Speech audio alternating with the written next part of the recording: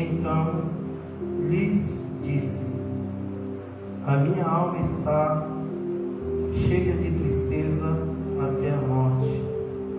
Ficai aqui e vigiai comigo. Agora vamos no 36. Então chegou Jesus com eles a um lugar chamado Getsêmani e disse aos seus discípulos: assentai-vos aqui enquanto vou além orar. Glória a Deus. Irmãos, no Evangelho escreveu Mateus, capítulo de número 26, nós lemos o 36 e o 38. Hoje é um culto de portas abertas e Deus ele tem uma palavra para nós. É uma história muito conhecida, como todo mundo já conhece, o Evangelho de Mateus 26, 36, que vai falar acerca do Getsêmani. O Getsêmani foi um lugar que Jesus sofreu mais. Às vezes nós olhamos e perguntamos por que foi o Getsêmani que Jesus sofreu mais. Não foi no Calvário? Porque no Calvário nós sabemos que foi lá que ele foi crucificado. Mas quando eu li esse texto, essa história, eu vejo que Jesus ele sofreu muito mais no Getsêmani do que no Calvário. Por que será? Mas por que nós consideramos que Jesus ele sofreu mais no Getsêmani? O Calvário foi um lugar aonde Jesus ele sofreu, onde Jesus ele sofreu. Mas porque no Calvário você vê o sofrimento de Jesus? Porque no Calvário você está presente para ver o que aconteceu com Jesus. Só que no Calvário você vê também as dores de Jesus, mas e também vê o que Jesus está passando lá no Calvário. Só que tem uma diferença. No Calvário você consegue sentir o chicote dos malfeitores em Jesus, os cravos que entrou nas suas mãos. Tudo isso nós vemos no Calvário. O Calvário ele é um sofrimento visível para todos que estavam ali. O Calvário, o sofrimento é diante dos olhos de todos, porque no Calvário todos estão vendo com seus olhos o que está acontecendo. O Calvário você vê o sangue sendo derramado das suas fontes. Então no Calvário você nota tudo o que está acontecendo com Jesus. Tudo isso por causa da coroa de espinho quando coloca na sua cabeça. Porque nós podemos imaginar e pensamos que quando aquela coroa de espinho for colocada, foi com todo carinho, com toda dedicação, que ali não machucou, mas quando eles colocam aquela coroa de espinho na sua cabeça, ali passa a derramar as suas gotas de sangue. Mas nós vamos refutar algo aqui nessa noite. De que forma? Pois o maior sofrimento de Jesus foi no Getsêmani. Talvez ainda você não entendeu. Aí você me pergunta, por que foi no Getsêmani? Alguém sabe dizer por que foi no Getsêmani?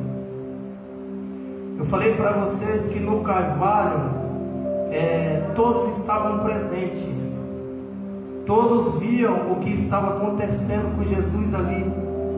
Seus olhos estavam focados e vendo o sangue sendo derramado.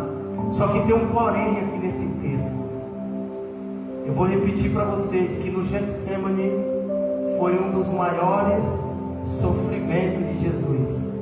Pastor, eu não entendi. O sofrimento não é aquele que se alguém vir me ferir e alguém viu. Não. Alguém quer saber por quê. Mas nós vamos entender essa pregação. Por que foi no Getsemane? Porque no Getsemane ele representa um outro tipo de sofrimento. Eu falei de um sofrimento que os olhos humanos, carnais, todos estavam vendo. Só que eu estou falando que no Getsemane é um outro tipo de sofrimento. Uma pessoa entendeu. Por que é um outro tipo de sofrimento? Porque ele representa um outro tipo de dor. Ele representa um sofrimento que os olhos do homem não podem contemplar. Então por isso que eu falei para vocês que o Getsemane ele representa sofrimento que a roupa bonita ela não consegue esconder. Um penteado de cabelo não consegue entender. Um batom nos lábios ele não consegue entender. Por isso que eu falei que no Getsemane representa o sofrimento que a maquiagem não deixa os olhos carnais ver. Eu disse para vocês que o maior sofrimento de Jesus não foi no Calvário. O maior sofrimento de Jesus foi no Getsemane. Por quê? O Getsemane ele representa a dor da alma. Uma pessoa está entendendo essa palavra. O Getsemane ele representa a dor da alma. Você entender, Renato? O Getsemane ele representa a dor da alma. Muita gente acha que o sofrimento é aquilo que você está vendo, mas não. A maior dor de Jesus, o maior sofrimento de Jesus foi no Getsemane. Todo mundo está com a Bíblia aberta? Você pode me ouvir, mas como você também pode acompanhar a mensagem para você entender. Então o que vai acontecer? O Getsemane ele representa um sofrimento em que você vai sorrir. O Getsemane ele vai representar que você olha para mim e eu vejo você sorrindo. Eu vejo seus olhos brilhar. Eu vejo os seus dentes. Eu vejo você provar para mim que está tudo bem. É isso que o Getsemane ele representa. Só que o seu sorriso algumas vezes vai esconder o quê? O que na verdade somente o Espírito pode sentir. Por isso que eu falei para vocês que o Getsemane foi um dos maiores sofrimentos de Jesus. Porque se nós olhamos o texto entre o Getsemane e o Calvário, todo mundo vai dizer que o maior sofrimento de Jesus foi no Calvário. Mas não. O maior sofrimento de Jesus foi no Getsemane. E eu vou provar para vocês. O Getsemane, ele representa o sofrimento da alma. Por que o sofrimento da alma? De cada pessoa que está nessa igreja aqui hoje. Porque fala a verdade, você olhando para alguém aqui, você consegue notar que tem alguém sofrendo? Você consegue notar que tem alguém com problema? Você consegue notar que tem alguém aqui que passou um dia atribulado? Você olhando para alguém aqui, você consegue notar que tem alguém triste? Mas se alguém olhar para você e contar o que passou, você vai saber o que aconteceu. Ou se alguém vir ferir alguém aqui, você vai dizer: fulano está sofrendo. Alguém está ferido porque eu vi, feriu, bateu, machucou. É por isso que nós temos que diferenciar um sofrimento do Calvário como o sofrimento da cruz. Por quê? Se você olhar e ver alguém bem trajado, bem bonito, bem vestido, alguém vai olhar para você e a primeira coisa que olhar para você vai dizer: vai tudo bem. Se alguém olhar para você bem calçado, bem arrumado, cabelos penteados, um batom, uma maquiagem, todo mundo vai dizer, vai tudo bem, sim ou não? Porque ela está olhando para você a tua aparência. É por isso que eu digo para vocês que Jesus, ele sofreu no Getsemane. Ele passou por um momento de muita dor, de muito sofrimento. Porque as pessoas, elas só conseguem ver o teu sofrimento, o físico, se ela vê com os olhos. Mas existem sofrimentos que tem pessoas que ela não vê, só você sente. Foi o que aconteceu com Jesus aqui no Getsemane. Alguém vai olhar para você andando de carro novo, ele vai ver a tua dor. Se alguém olhar e ver você no shopping, ele vai ver a tua dor. Ele só vai dizer, vai tudo bem, está no shopping, está andando de carro novo, então está tudo bem. Então observe que as pessoas, elas veem primeiramente a sua aparência. Se você tiver um terreno, uma casa bonita, mobiliada, ninguém vai ver que, só vai ver que você está bem por causa que você tem no físico. Vai olhar para você e dizer, vai tudo bem, fulano tem uma casa nova, acabou de comprar uma casa nova, acabou de comprar um terreno, comprou um carro, tá tudo tranquilo. Então você observa que as pessoas, elas olham para você pela aparência, a roupa que você está vestido, o calçado que você está calçado. Então ela vai olhar para você e vai te julgar pela aparência. Então o que acontece aqui? Alguém vai olhar para você e vai deduzir o teu estado, vai deduzir a sua vida. E a primeira coisa que vai olhar para você vai dizer, está tudo bem, está tudo ótimo, não falta nada na sua casa, sua família está bem, seu filho está bem, sua filha está bem, seu pai está bem, sua mãe está bem, no emprego está bem, então está tudo ótimo. E a primeira coisa que vai acontecer, vai ter bastidores nisso, porque a notícia, ela vai começar a girar. Então o que vai acontecer? Existe um detalhe nesse texto, que a solidão, ela te espera onde? Quando você está no shopping? Quando você está se divertindo? A solidão, ela te espera onde? Quando você está na praia? Quando você está numa pizzaria, no Rapids, no parque de diversões? Eu vou dizer para alguém aqui, a solidão, sabe onde ela te espera? No seu quarto, quando você deita na cama.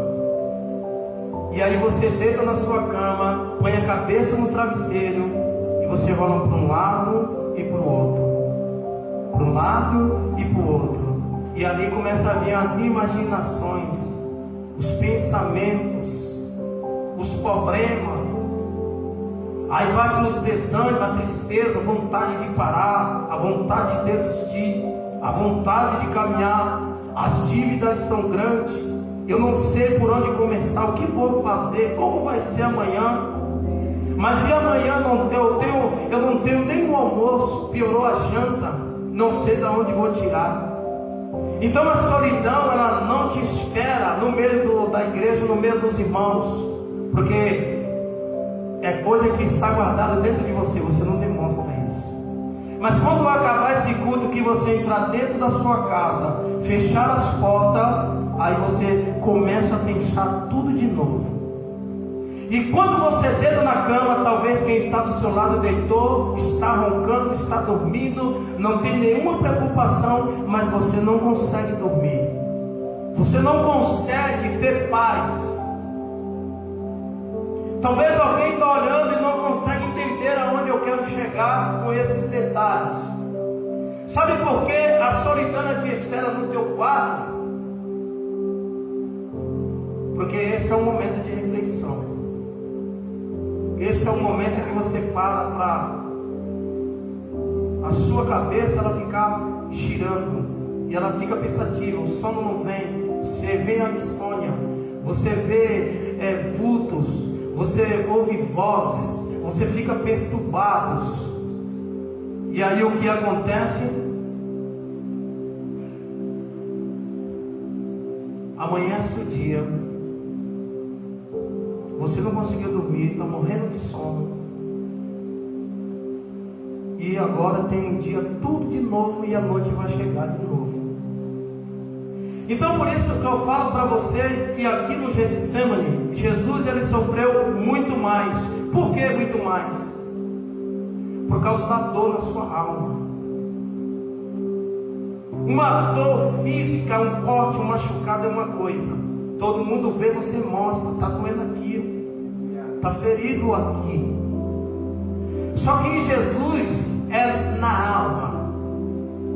Não é o físico, não é mostrando. E mesmo se ele falasse, ninguém ia sentir, ninguém ia ver, porque está na sua alma. E quando está na alma, somente o Espírito ele pode trazer sentimentos da tristeza da sua alma. E às vezes nós estamos tristes e o nosso espírito ele também está triste. Quando nós estamos alegres e felizes, o nosso espírito também está alegre e também está feliz. Existe três e todos nós sabemos: Pai, Filho e o Espírito, e os três é um só. Então é por isso que eu digo para vocês, porque o Getsemane ele significa um lugar de sofrimento. Para quem não entende, talvez eu estou pregando para alguém que está no Getsemane, mas não percebe. Por que o Getsemane? Talvez você não sabe o que é o Getsemane. Eu vou te falar. O Getsemane é nada mais nunca do que um jardim. E um jardim ele é bonito, ele é florido, ele tem coisas bonitas na sua frente. Só que o Getsemane, além de ser um jardim, também ele tem um significado de sofrimento, lugar de aflição, lugar de dor, lugar de aflição. Mas Jesus está no jardim, mas ele está no lugar de sofrimento. Mas não é um jardim, mas existem jardins que por fora é bonito, mas por dentro só você sabe da forma que está. Entende isso ou não? Fala a verdade, você olhando para mim, estou bem vestido, estou bonito ou não estou? Ah, de você dizer que eu estou feio, mas você não sabe como que está dentro, mano. Ninguém consegue ver. Então por isso que o Getsemane ele é um lugar de... Tem alguém aqui no lugar de sofrimento, no Getsemane? Tem alguém nesse jardim da amargura, da dor? Então o que vai acontecer? Muito maior do que o Calvário, porque o Getsemane ninguém tem acesso ao sofrimento de Jesus. Ou alguém tinha? Ninguém tinha acesso ao sofrimento de Jesus no Getsemane, mas no Calvário tinha. No Calvário todo mundo estava lá vendo. No Calvário todo mundo viu o que estava acontecendo. Mas no Getsemane ninguém conseguiria ver, ninguém tinha acesso. Mas Jesus está no Getsemane, mas ele está o quê? O que Jesus está, igreja? No Getsemane, o que Jesus está? Não, sofrendo. Você pode dizer, estava chorando? Estava, mas está falando de sofrimento. Getsemane simboliza sofrimento. Mas sofrimento do quê? Ou de quem? De Jesus. Então fala a verdade, não é mais fácil você ver a pessoa sofrendo com os teus olhos? Mas e no lado espiritual? Você não consegue ver nada. Abre aquela janelinha para mim um pouquinho ali, por favor. Então é por isso que eu digo para vocês que o sofrimento de Jesus ele era muito grande.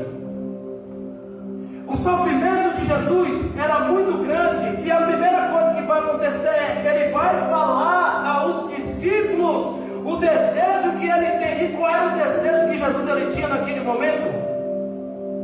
Nós lemos a Bíblia. O desejo era de morte. Nós estamos falando de um Jesus que teve o desejo de morte. Imagine nós.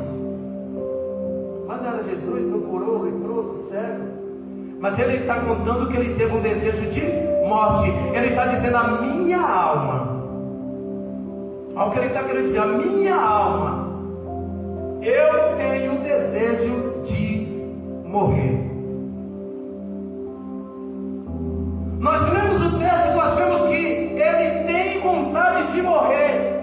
Então Jesus ele está no Getsemane, mas ele está falando de uma dor que nem os discípulos conseguiam ver e nem sentir. E ele está dizendo: a minha alma, eu tenho vontade de morrer. Ele está dizendo: a minha alma, a minha angústia é tamanha que eu tenho vontade de morrer. Eu poderia vir aqui hoje e trazer uma palavra profética e dizer que os céus vão se abrir sobre a sua vida. Mas não adianta nada o céu se abrir sobre você e você sair daqui com a tua alma penando. Aleluia. Ah, mas o céu se abriu, já está ótimo. Não, Deus primeiramente ele tem um tratar e vai curar a dor que você está sentindo na tua alma, para depois o céu se abrir ao teu favor. A angústia é o desejo de morte. Quem aqui nunca teve vontade de morrer? Quem aqui nunca passou pelo sofrimento que desejou a morte? Quem aqui nunca teve um sofrimento que disse: se eu pudesse, eu morria, saía desse mundo? É o mesmo que o nosso Jesus, ele está tendo. Olha só o que o Getsemane vai nos mostrar ou nos ensinar. Porque talvez você leu todavia o Getsemane e só viu a dor de Jesus, mas não está vendo a sua. Só que o Getsemane, ele mostra a dor de Jesus e ele também traz para você, para ele te ensinar como suportar no Getsemane. Não é fácil você sair daqui agora e te convidar diretamente para o shopping, não precisa pagar nada, você vai comer do melhor e você vai provar para aquela pessoa que está tudo bem na sua vida. Você está no Getsemane, porque você está cheio de dor, mas não vai provar para ela, porque você vai para o shopping, vai ser tudo pago por ela. Então eu vou comer, vou saciar, depois eu volto com a minha dor. Mas você não vai mostrar para ela que você está com problema. Se mostra? Não vai mostrar. É o que Jesus ele está tentando mostrar para nós aqui. A Bíblia diz que quando Jesus ele entra no Getsemane, a primeira coisa que ele faz, ele está indo para buscar um refúgio. Jesus ele vai ao Getsemane e ele vai o quê? Procurar um refúgio. Por que um refúgio? Por que Jesus ele está procurando aqui um refúgio, igreja? Se ele entra no Getsemane e ele está procurando aqui um refúgio, por que Jesus está procurando um refúgio? Buscar força para encorajar. Todo mundo que busca um refúgio, ele está buscando o quê? Força. Se tu receber uma má notícia que agora tu vai ficar torcendo para esse culto acabar e ao mesmo tempo dando sino no teu pensamento como que o culto depois que acabar, de que forma que você vai lidar com a situação que está te esperando. Então Jesus ele está num lugar de sofrimento e ele vai para onde? Para o Getsemane. Para quê? Ele vai buscar o que? Força, e também ele vai buscar refúgio. Para quê? Para quê? Para o que vai acontecer com Jesus. É por isso que ele vai, ele já está ciente, ele já está sabendo que depois ali do Getsemane tem alguém que está ali esperando, alguma coisa de ruim vai acontecer. Ou você acha que ele não sabia? Ele sabia, por isso que ele resolve ir no Getsemane, porque antes do que ia acontecer, ele precisava ter força para encarar o que estava por vir. O crente ele não entendeu. Primeiro ele se prepara para encarar o problema que está por vir. Não, a gente temos uma mania de querer encarar de qualquer jeito, despreparado, sem se preparar. Só que a Bíblia diz que Jesus ele vai no Getsemane, e quando ele vai, ele já está indo buscar refúgio, porque ele sabia a forma, a alma, o coração que ele se encontrava, mas ele estava buscando refúgio, entendimento para ele lidar com aquilo que a qualquer momento ia vir de encontro à sua direção. É por isso que Jesus ele vai lá no Getsemane, é por isso que ele chega lá no Getsemane, e a primeira coisa que ele faz é ele começar a orar. Só que a Bíblia diz, para tu entender aonde eu quero chegar, que Jesus ele escolheu 12 discípulos, sim ou não? Ele escolheu 12 discípulos, ensinou os 12, só que quando ele vai ao Getsemane, a Bíblia diz que só tinha 11, um não estava. Todo mundo já entendeu aonde eu quero chegar. A Bíblia diz que tinha 12, mas quando ele vai no Getsemane, só tinha 11. Então, imagine Jesus dizendo assim: igreja, eu escolhi 12, mas aqui agora só tem 11. Falta alguém. Imagine você confiar, ao mesmo tempo você dizer: poxa, eu fui traído, hein? Eu vou ao Getsemane, cadê os 12? Só tem 11. Aonde está esse um? Ele não estava. E a Bíblia diz que quando ele entra no Getsemane, nós lemos que estava ali os 11 discípulos, mas também tinha uma grande multidão. E a Bíblia diz que no meio dos 11 discípulos, ele pede que somente 3 o acompanhassem, que era Pedro, Tiago e João. A Bíblia diz que ele dá uma ordem para alguns ficarem ali e aqueles 3 viessem lhe acompanhar. Até parece que Jesus estava querendo dizer assim: olha, eu sei que aqui tem 11, mas nem os 11 ou todos que estão aqui não estão preparados. Eu só vou chamar 3, porque no meio dos 3, ou ele mostra para nós que no meio dos 11 só tinha 3 preparados para ouvir aquilo que ele tinha para falar. Aleluia.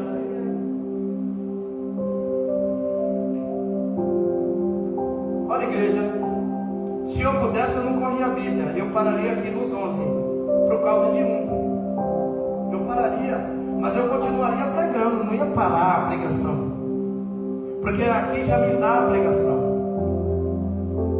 Porque Jesus está querendo mostrar para nós uma coisa: eu escolhi 12, mas comigo aqui só tem 11. Onde está? Você para, você sentado aí, você consegue entender? Falta um. Aonde ele está? Onde ele se encontra? Alguém já sabe a resposta. Alguém sabe. Não precisa responder. Então isso prova que Jesus, além de estar com dor, sofrimento, ele vê a traição no ato. Porque falta um, não era 12? Cadê o um? Então é ele. Então Jesus ele entra no Getsemane cheio de dor. A Bíblia não tinha que se cumprir na vida dele, tinha, mas ele está mais ferido ainda. A dor que tem Jesus, eu quero dizer para vocês, por causa de um. É por isso que a sua alma está por causa de um. São 12 discípulos, só que entram no Getsemane somente 11. Então o que vai acontecer? O que vai acontecer aqui? Quando Jesus ele chega no Getsemane, que só tem 11, cadê o um que compõe o apostólico dos 12 não estava. Então o que vai acontecer? Jesus vai olhar e vai dizer: está faltando um. Esse um todo mundo sabe, a igreja sabe. Está faltando um. Quem é? Judas Iscariotes. Ele não veio. Ele não está. Você consegue sentir a dor de Jesus aí? Ou a palavra ela liberta ou ela cura. Oh, meu amigo, a palavra não faz mais efeito. Ou nós conseguimos sentir na nossa pele. Eu vou falar aqui, o evangelho não é mais de rosa. O evangelho não é para covarde nem para frouxo. O evangelho é para guerreiro valente. É para quem tem sangue na veia. O evangelho não é para qualquer um. A Bíblia diz que o reino dos céus é tomado à força. Só entra no céu quem tem força e coragem, fé. Se não tiver força, não entra no reino dos céus. Crente dizer que é crente, está na igreja, todo mundo pode dizer, mas eu quero ver se você está oposto a encarar as dificuldades, os sofrimentos. É por isso que um monte corre, está na igreja no maior gás. Quando vem a prova, corre, desiste. Então não está preparado, não é crente. Jesus prova para nós aqui um crente verdadeiro. Está faltando um. Quem é? Judas Iscariotes. Ele não está lá no Getsemane. Então o que vai acontecer? É nesse momento que Jesus ele vai ficar angustiado. É nesse momento que vem a dor. Aí a minha pergunta para a igreja é: o que fazemos quando estamos angustiados? O que fazemos quando estamos na angústia, na dor? O que você faz?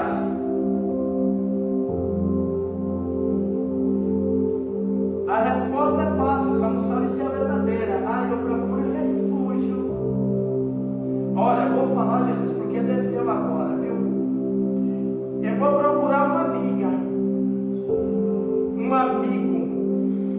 Talvez você procurou a pessoa errada. Talvez você confiou na pessoa errada, viu? Eu vou abrir olho de crente aqui, tem meia hora ainda para poder pregar. O que fazemos quando estamos em momento de angústia? A primeira coisa que você faz é procurar alguém para desabafar. É procurar alguém para poder falar o que você está sentindo. A primeira coisa que você vai fazer é procurar alguém para dividir o quê? A sua dor. Ué, a dor é sua. O problema é seu. Mas eu não aguento, eu não suporto. Eu preciso de alguém para desabafar, para me contar a minha dor, contar o que eu estou sentindo, dividir o meu problema com alguém, procurar alguém para desabafar. É isso que faz. Procurar alguém para contar onde está doendo. Só que eu vou dizer algo para alguém aí. É nesse procurar de alguém, esse que está o ponto da tua vitória, também da tua derrota. Eu não entendi, pastor, porque tu procurou alguém. Por quê? Por causa da sua angústia. Você vai se tornar o quê? Acessível. Você vai sentir uma pessoa frágil. Você vai se tornar uma pessoa vulnerável. E aí o que vai acontecer? Você abre o que aqui? O coração para pessoas que não devia. Fala a verdade. Quantos não te procurou porque estava sofrendo? Quantos te procurou porque estava com problema? Quantos não bateu na tua porta quando o dia mal chegou? Aí a minha pergunta é: e quando é você? O que você faz? De que forma que você age? Só que tem uma coisa aqui, que você faz algo que se talvez você não tivesse angustiado, você não faria. O quê? É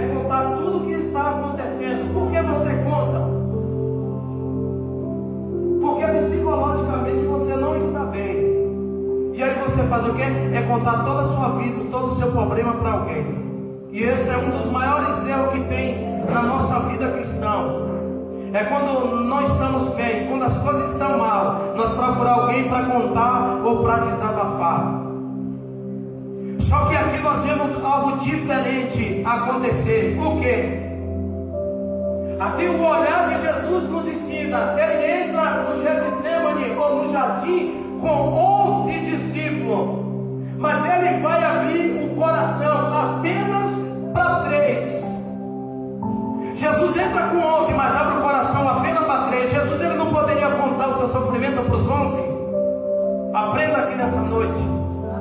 Jesus poderia chegar no Getsêmani e contar para os 11 como que estava o seu coração. Só que não. Jesus deixa 8 ali e sai com 3, Tiago, Pedro e João. E ali ele abre o seu coração e passa a contar para eles a forma que ele se encontrava. A pergunta que não quer calar aqui no meio da igreja é: quando Jesus chama Pedro, Tiago e João, será que os 3 estavam preparados para ouvir o que Jesus tinha para falar? Quem diz que sim? Quem diz que sim? Os 3 estavam preparados. Só uma pessoa teve coragem de arriscar. Ele deixa 11 para trás e chama 3. Vem 3 comigo. Ele querendo provar que os 3 estavam preparados para ouvir o que ele tinha para falar. Então quer dizer que os outros 11 não estavam? Cuidado quem você chama para poder contar a sua vida. Porque talvez você ache que quem você está chamando para contar, desabafar, vai te ajudar. E na verdade não vai poder te ajudar. Eu vou provar para vocês aqui nessa noite. Alguém está preparado para ouvir o que Jesus tinha? A Renata apenas disse que sim. Ela disse que os 3 estavam preparados. Só que demonstra para nós, Jesus querendo dizer assim: olha, Tiago, Pedro e João estão preparados, mas os outros psicologicamente não estão. Só que se você ler o texto e tiver com a Bíblia na mão, você já vê que eles dormiram, viu? Eu ainda vou chegar lá. A Bíblia diz que Jesus abre o coração, chama os 3 discípulos e ali passa a contar para eles. Jesus olha para eles e diz: eu estou angustiado. Será que os 3 discípulos estavam preparados para ouvir o que Jesus falou para eles? Eu estou angustiado. É Jesus que está falando, igreja.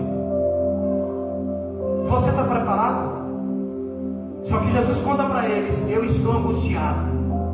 Quem teria condições de ouvir isso de Jesus? Me prova. Mas ele confiou em 3. Ele tinha certeza que os 3 estavam preparados para ouvir isso dele. Aí eu imagino assim: Pedro, Tiago e João vai olhar e vai dizer assim: mas o homem que curou o paralítico, que deu a vista ao cego, que curou a mulher do fluxo de sangue, vem falar isso para mim que está angustiado? E aí? Alguém vai olhar para você e vai dizer assim: mas você é obreiro da casa de Deus, levita, 10 anos na igreja, contando umas coisas dessas para mim. Imagine eu que não estou na igreja, viu? É por isso que eu não vou para a igreja. Se tu está na igreja, está me contando as coisas dessas. Olha o ensinamento que ele traz para nós, igreja. Imagine os discípulos olhando e dizendo: esse cara que fez tudo isso, ressuscitou os mortos, e está falando que está angustiado, então tem alguma coisa errada aí. Mas ele vai dizer para os 3. Jesus ele vai falar para os 3: ora, Jesus vai dizer para os 3 assim: ora, vocês, clama comigo, ora comigo, vocês oram comigo. Não é assim que nós fazemos quando estamos em situações da vida. Me ajuda a orar, pastor. Ah, pastor, apresenta a minha vida na oração. Mas tu não já é servo de Deus, não já está na igreja, não está orando, tu não sabe orar não. Mas sempre tem alguém dizendo: ah, pastor, me ajuda. Ó, Guilherme, me ajuda. Ó, Maiara, me ajuda a oração. Renata, me ajuda a oração. Carla, me ajuda a oração. Jaine, me ajuda a oração. Renato, me ajuda, porque a prova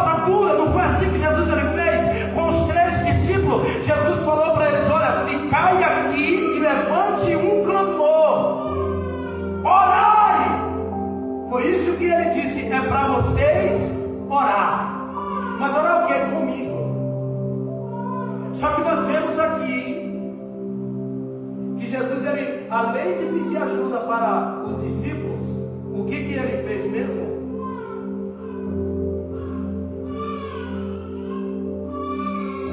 Nem todo mundo vai se importar com o seu problema. Quando Jesus falou isso, ele deu um alerta para os discípulos. Só que os discípulos mostram para ele que eles não se importaram com o que estava acontecendo. Eles não se importaram com o que estava acontecendo com Jesus. Eu vou dizer algo para alguém: nem todo mundo vai participar da tua dor. Nem todo mundo vai se preocupar com o teu problema. Tem pessoas que vai olhar para você, vai provar para você que se importa com o seu problema, mas na verdade é fingimento. Eu estou me importando com você, mas na verdade está se fingindo que está se importando com você, ou que se importa com a sua dor. Só que depois de você abrir o seu coração e contar tudo o que está acontecendo, no dia seguinte a primeira coisa que vai acontecer é estar no diário da fofoca. Quando você abrir e contar o teu problema, no outro dia todo mundo vai saber o que está acontecendo. Então ela prova que ela só queria que você contasse a dor, para no outro dia a Zé Povinha fofoqueira, miserável, está na porta de um e na porta de outro falando da sua vida. É isso que acontece hoje no meio das igrejas. Jesus ele traz um ensinamento para nós aqui. Jesus está dizendo: seleciona os amigos. Aleluia.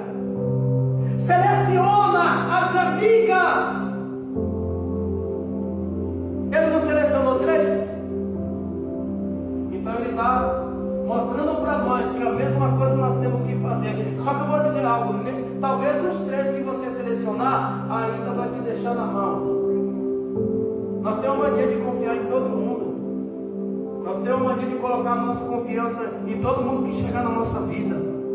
Chegou na nossa vida, abriu os dentes e mostrou que sorriu, nós já confia, já dá confiança. Entra dentro de casa, come, senta na mesa, bebe. Aí é onde você vai desabafar, conta a sua vida, o que vai acontecer. No outro dia está fofocando de você. 1 Reis 19, ao que a Bíblia vai dizer. Lembra de Elias quando estava lá no Monte Carmelo? 1 Reis 19, 4. A Bíblia diz que Elias, ele desafiou 450 profetas de Baal, sim ou não? Só que lá, Elias ele está sofrendo também. Elias ele está passando por um processo, porque ele luta contra 450 profetas de Baal, mas ele também luta contra 400 profetas de Azéria. Então isso vai somar a totalidade de 850 profetas. Só que depois que ele desafia e ele vence os 850 profetas de Baal, ele recebe uma ameaça de quem? De Jezabel. E a primeira coisa que ele faz é correr. E quando ele corre, o que ele diz para Deus? Olha o que ele diz para Deus: pediu o que mesmo? Ele pediu a morte. Então ele prova que ele também estava angustiado, estava mal. Só que quando ele senta debaixo de um símbolo e pede a morte, a Bíblia diz que Deus, o que ele faz? Vai aonde está Elias e fala com ele. E ele vai dizer assim, quer dizer, você venceu os 850 profetas de Baal e uma ameaça de uma mulher, você corre e ainda pede a morte? Deixa eu dizer uma coisa para você, Elias, levanta daí, essa ameaça não vai te matar, ela não vai acabar com o teu ministério. Até parece que nós vemos aqui Elias, ele chutando o seu ministério, o seu chamado, jogando de tudo para o alto, por causa de uma ameaça. Assim que acontece no meio da igreja, daqueles que servem a Deus. Ele luta, ele passa por situações, mas quando vem uma dificuldade, a primeira coisa que ele faz é pedir a morte. E Deus olhando dizendo: Elias, essa ameaça aí não vai te matar, não abandona o ministério,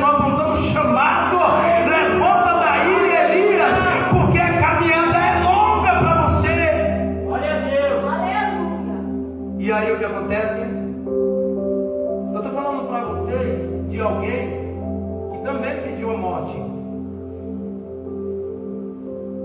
A primeira ordem de Elias foi mandar o seu moço embora, porque ali ele desejou a morte. Ele queria ficar porque ele queria o quê? Morrer. Ele mostra para nós que o ministério dele ele enterrou. E é assim que acontece no meio da gente. Tem hora que a gente quer enterrar o ministério, quer enterrar o chamado. Aí vem Deus e diz, ele fala, levanta. Sabe o que falta hoje no meio da igreja, dos irmãos? É ouvir a voz de Deus. Porque você, quando está mal, você ouve a voz de Deus, você se levanta. Só que muitos vêm para a igreja e ficam olhando a vida dos outros. Ficam olhando como está o irmão, como está a irmã, se ele vai ter oportunidade, se ele vai louvar, quem é o pregador. Não, viemos para a igreja para ouvir a voz de Deus. Aleluia. Então Elias ele pediu a morte. Só que Deus ele vai lá e diz para Elias: Elias, mantém o controle. Essa mulher não vai te matar.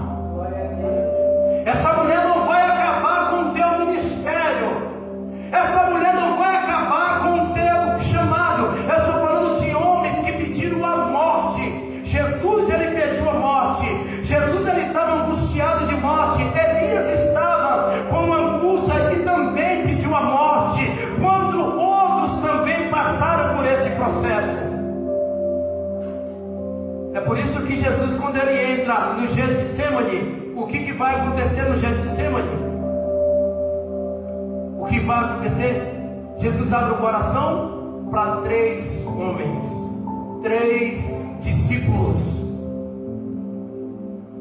Só que ele vai um pouco à frente. Jesus está contando a história, mas ele vai ter um pouco à frente. Ele vai ter uma conversa profunda. Com quem? Com quem que ele vai ter uma conversa profunda? Ele confiou em 3, mas deixou os 3 ali também no meio do caminho. E ele vai um pouco além e tem uma conversa profunda. Com quem? Sabe por que Jesus vai ter uma conversa profunda com Deus? Porque aqueles 3 ali não estavam preparados para ouvir a conversa que ele tinha. Entende, igreja? Os 3 eles não tinham a capacidade de ouvir o que Jesus tinha para falar. Eu pergunto para você, você sabe o que Jesus falou para Deus? Você sabe o que ele disse? É por isso que ele não fala para ele. Jesus fala um pouco mais além. E ali ele tem uma conversa bem profunda. E é isso que vocês precisam entender. Nós precisamos entender o quê? Que existem guerras nas nossas vidas que não adianta envolver ninguém. Aleluia. Quando alguém está com um problema, com uma guerra, envolve todo mundo. Envolve o pai, envolve a mãe, envolve o tio, envolve parente, envolve vizinho, envolve o irmão da igreja, envolve o pastor. Mas existe guerras na tua vida que teu pai, tua mãe, teu irmão, teu vizinho, teu pastor não vai poder te livrar. É você e Deus. É somente você e Deus. Deus está falando para alguém aqui nessa noite. Tem guerra na tua vida que ninguém vai conseguir te livrar. Ninguém vai conseguir te arrancar de lá. Não adianta chamar o pastor, não. Não adianta chamar o irmão, a irmã, não. É somente você e Deus. Você precisa entender que existe guerra na sua vida, no seu ministério, no teu chamado, que não adianta chorar para o pastor. É você e Deus no particular. É você e Deus. Aleluia. Mas nessa hora você esquece de Deus. Chama o pastor. Talvez ele pode me ajudar. Ô pastor, eu estou desse jeito. Ô pastor, não é bobo. Fica tranquilo, rapaz. Deus vai te ajudar. E ele não tem a visão que existem situações que é somente ele e Deus. Imagine se o pastor olhar para você e dizer assim: minha filha, meu filho, tu não sabe que essa guerra é só você e Deus? Tira o pastor fora. Ah, pastor, então você é da igreja porque você não me orienta, não está nem aí para você, para mim. Não é assim que muitos fazem? Não, você tem que acordar que existem situações que é você e Deus. Não tem pai, não tem mãe, não tem parente, não tem vizinho. Não tem ninguém que vai poder te livrar. O pastor também não vai te livrar. Existe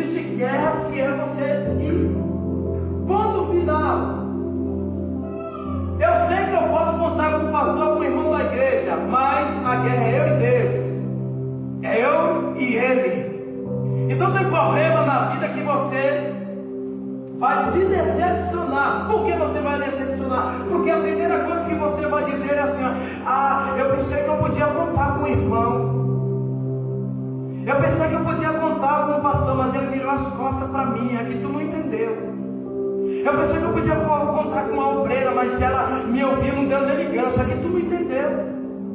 Eu pensei que podia contar com um líder de obreiro, mas eu contei a história para ele, mas eu vi que ele virou o rosto assim, parece que nem ouviu direito o que eu tinha para falar. É porque tu não entendeu que essa guerra é você e Deus, não é você o irmão. Existe guerras que é você e Deus, apenas, ponto, acabou. Não adianta querer contar com fulano, não adianta querer contar com o vizinho, não adianta querer contar com o da esquerda ou com o da direita, não adianta. Jesus, ele deixa Pedro, Tiago e João e vai conversar com Deus, porque ele tinha algo para falar que os três não podiam ouvir. Não estava preparado para ouvir. Aí eu pergunto para vocês: qual é a conversa que ele tem com os três? Qual é a conversa que Jesus ele tem aqui? A conversa dele é: se possível, passa de mim esse cálice. Rapaz, será que ele estava decidido quando ele disse isso? Se possível, passa-te de mim este cálice. Será que ele estava mesmo preparado? Jesus estava querendo dizer para Deus assim: Pai, eu não vou aguentar, eu não suporto essa dor, está doendo, eu não aguento, eu não estou preparado, eu desisto. Ei, imagine Jesus dizendo para o Pai, para Deus: Pai, eu não aguento, eu desisto, eu não suporto. Fala a verdade, não tem momento que você está assim, não tem momento que você olha e diz: Pai, Deus, Jesus, eu não aguento, eu não suporto, eu quero parar, mas o bom é quando você olha para ele e não desiste antes, mas olha para ele e diz: eu não aguento, me ajuda. Aleluia. Eu não aguento sozinho, me ajuda. E ele tem esse particular. Ele diz: eu não vou encarar a cruz. Quem está preparado para encarar a cruz? Ninguém. Só que a Bíblia vai dizer que Jesus ele volta para os discípulos, e quando ele volta para os discípulos, eles estão o quê? Adormecidos. Ele vai olhar para os discípulos e dizer: vocês não aguentam nem uns minutos orando, vocês não suportam nem um pouco de tempo. A Bíblia diz que foi 1, 2, 3 vezes que Jesus ele vai orar e volta, vai orar e volta. E todas as vezes que Jesus ele vem, os discípulos estão orando, ele está o quê? Dormindo. Então imagine quando Jesus chega, os discípulos estão dormindo. Sabe qual é o mal das pessoas, Renato? Sabe qual é o nosso mal, o meu mal? Eu vou falar para você. É o mesmo mal que Jesus ele passou no Getsemane, é colocar expectativas em pessoas. Jesus ele colocou expectativa em quem? Nos discípulos. E nós se frustra, como ele se frustrou por colocar expectativa de pessoas, em gente. É onde nós se frustramos, porque colocamos as nossas estimas, as nossas expectativas muito mais além em pessoas. E aí o que acontece? Nós acabamos nos frustrando. Então o que vai acontecer? Jesus está pedindo para eles ajudar em oração. Jesus está pedindo para eles ficar em vigilância, mas eles não estão em vigilância. Olha o que vai acontecer em Lucas 6:39. Eu gosto de Lucas por causa que a expressão dele é como se fosse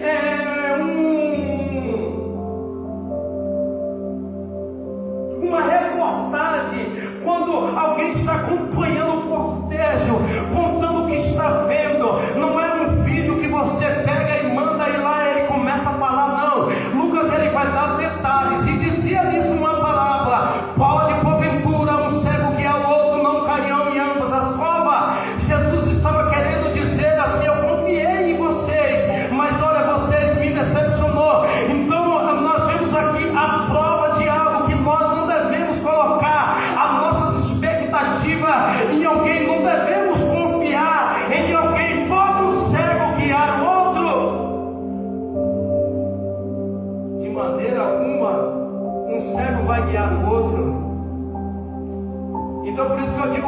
vocês que aqui no Getsemane, o que está acontecendo, Jesus ele está muito mais sofrendo. Vamos lá para o versículo de número 42 de Mateus 26.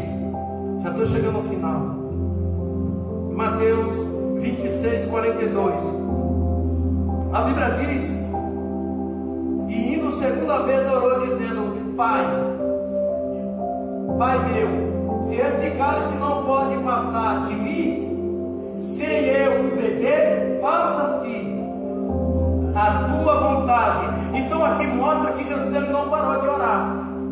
Ele vai a segunda vez, ele volta a orar, e ele vai dizer que todavia não seja feita a minha vontade, mas que seja a tua vontade.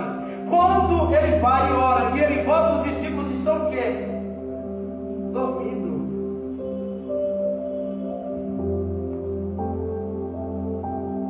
E quando eles estão dormindo, o que acontece?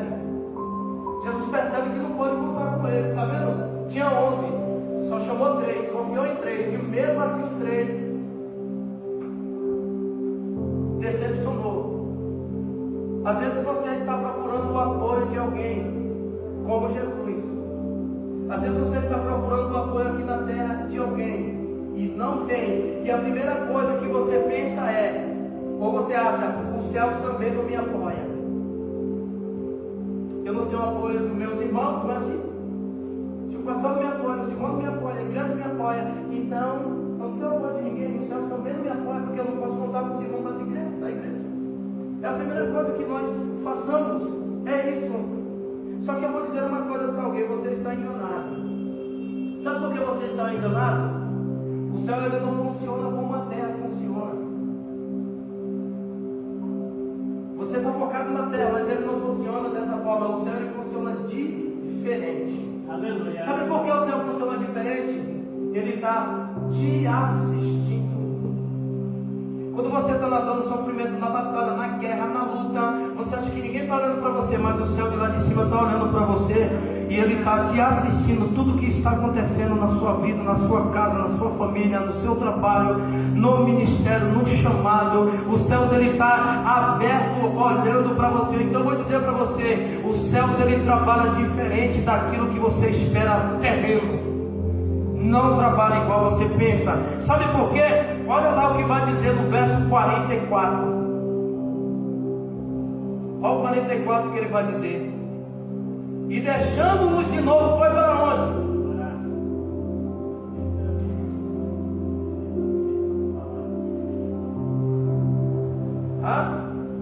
Você está onde ali, meu filho? No verso 44, todo mundo já leu? Agora põe Lucas 22, 43. Lucas 22, 43. Para você ver os detalhes que Lucas dá desse texto. Lucas vai dizer assim, ó: e apareceu-lhe um anjo e que o fortalecia. Igreja, esse é um segredo. O que o anjo disse para Jesus? Porque a Bíblia diz que a terceira vez ele vai orar. Só que quando ele está orando, ele está se maldizendo ali. A Bíblia diz que o anjo veio até ele. Só que o anjo veio e o fortalecia. A pergunta é: o que o anjo disse para Jesus naquela hora? Nem me pergunte, porque eu não sei. Eu não tenho uma resposta. Mas a Bíblia diz que o anjo fortalecia. O que o anjo falou para Jesus? Ninguém tem essa resposta. A Bíblia não diz, não mostra.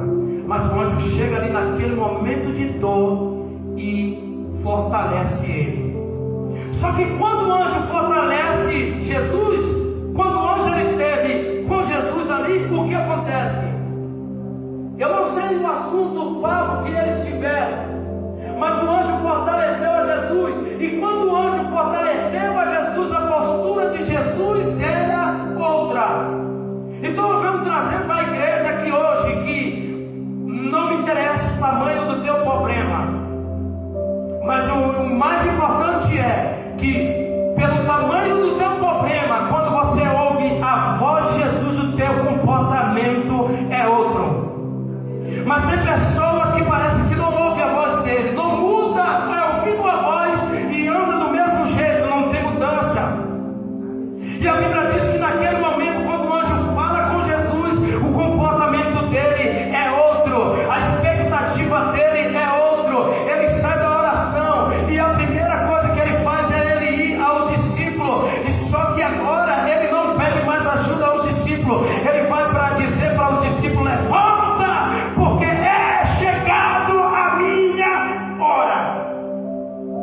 Então depois da conversa, ou depois que ele ouviu a voz de Deus, ele mudou. Entende, crente? Quando tu está na prova, que tu ouve a voz de Deus, tu muda porque tu confia no que ele te falou. Quando você está doente, que você ouve a voz dele, você muda porque você ouviu ele falar com você. Mas tem pessoas que dizem eu creio, mas não passa daquele creio, não muda. A Bíblia diz que Jesus, ele se levanta e a postura dele é diferente. Ele fala diferente, diz para o discípulo: levanta, porque é chegada a minha hora, ninguém entende nada. E Jesus, ele começa a andar com os discípulos. De repente, quem vem na sua direção? Judas. Então, Jesus preparou ele para o sofrimento, entende? Jesus, ele te prepara. Quando você diz que não aguenta, não suporta, Jesus, ele vai lá, te prepara, fala com você e te dá um ânimo. Você levanta e você agora você diz assim: eu estou preparado para encarar o que deve é. Não é assim?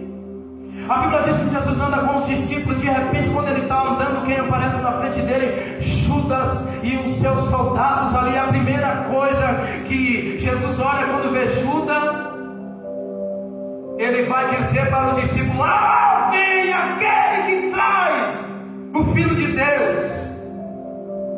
E Judas chega, dá um beijo nele. E Jesus olha para aquela multidão de gente e diz assim: a quem procura? Está vendo quando você ouve a voz de Deus?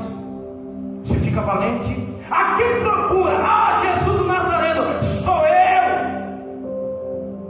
Pô, antes ele estava dizendo: não aguenta, não suporto. Tira de mim esse cálice, tira de mim essa angústia, essa amargura. Mas quando ele foi lá orar no particular com Deus, Deus envia um anjo, consola ele, fortalece ele. Nós não sabíamos a conversa. Dali ele passou a ser diferente, a postura era diferente. Era ele dizendo assim: agora eu estou preparado. Mas quando o soldado chega de frente para ele e diz: a quem procura? Ele diz, ele vai dizer: a Jesus o Nazareno. Ele diz: sou eu. Só que eu vou fazer um pedido: deixa os discípulos ir, deixa eles ir. Sou eu, é eu que vocês querem, então eu estou aqui. A Bíblia diz que Pedro, ousado mais uma vez, ele mete a mão na bainha, na sua espada, arranca a orelha daquele homem. E Jesus ali olha para Pedro, chama a atenção de Pedro, repreende ele. Olha só a postura quando nós ouvimos a voz dele. Talvez você chegou de cabisbaixo, talvez você saiu da tua casa com problema, talvez você chegou desanimado. Só que hoje você vai voltar diferente, porque você está ouvindo a voz dele aqui nessa noite. E aquele que ouve a voz dele tem postura diferente. Levanta, Carla, vem aqui na frente em nome de Jesus para nós ir embora. O segredo do crente é ele vir para a igreja e prestar atenção no culto, na palavra, aonde Jesus fala, para você não sair daqui da mesma forma que você entrou. A Bíblia diz que naquele momento os soldados, quando ele disse assim: sou eu, deram um pum, tomaram um susto, um impacto, porque esperava Jesus se esconder, mas ele estava preparado. O Senhor está preparando alguém aqui nessa noite. Aleluia. O Senhor está te revestindo aqui hoje, nessa noite.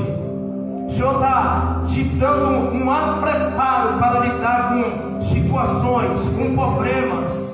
Aleluia. Essa é a palavra que o Senhor preparou para os nossos corações. Receba essa palavra em nome de Jesus. Pode soltar esse louvor para nós encerrarmos. Gostaria de convidar todos a se colocarem de pé, pois sabemos que o plano do Senhor, Ele é aquele que prevalecerá em nossas vidas.